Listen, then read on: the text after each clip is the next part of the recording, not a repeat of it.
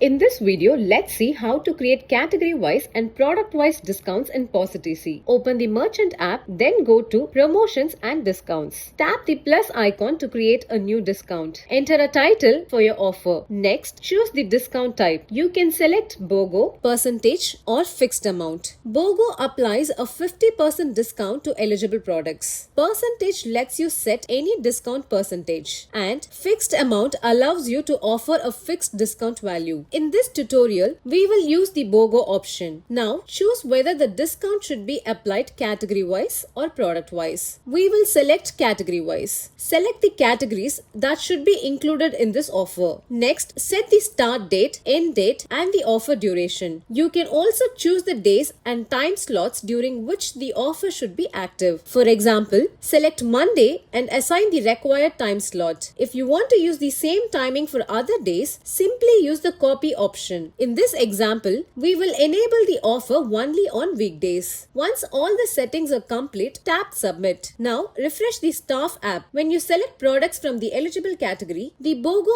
offer will be applied automatically and eligible products will receive a 50% discount.